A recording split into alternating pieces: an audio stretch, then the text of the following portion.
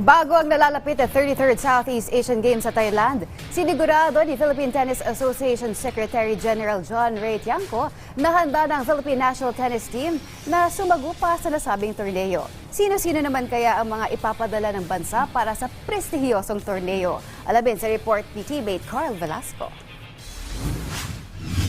Puspuso na ang paghahanda ng Philippine National Tennis Team para sa paparating na 33rd Southeast Asian Games na gaganapin sa Thailand ngayong Martes. Bubuin ng mga bagitong tennis stars na sina Steffi Aludo, Daniel Madis at ilang Philippine team mainstays tulad nila Alexa Joy Meliam, Shaira Hope Rivera at breakout tennis star na si Alex Ayala ang women's team ng bansa. Makakasama nila para sa men's team ang mga SEA Games gold medalist na sina Francis Casey Alcantara, Ruben Gonzalez Jr. na sasamahan din ni Arthur Pantino, Alberto Lim Jr. at Jed Olivares. Ayon kay Philippine Tennis Association Secretary General John Ray Tiangco, tuloy-tuloy ang pag-iensayo ng national team para sa paparating na biennial meet. Dagdag din ito, nagagalak siya sa muling pagsali ni Alex Ayala na huling kumubra ng 3 bronze medals sa Vietnam SEA Games noong 2022.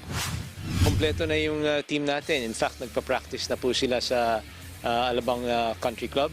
Araw-araw po sila nagpa-practice. Siyempre, natutuwa po tayo dun sa individual event ay lalaro po si Alex Ayala. So yung both men's and women's training na po at sa December 8 ay lilipad na po sila papuntang Bangkok. Umaasa rin si Tiangco na makakapag-uwi ng medalya ang national team na matatandang isang medalya lang ang naiuwi sa tennis noong 2023 Cambodia SEA Games nang masungkit ito ng men's doubles donin na Alcantara at Gonzalez kontra sa Indonesia. Ayaw natin magbigay ng pressure pero doon sa previous na mga SEA Games naman nakakuha tayo ng medalya.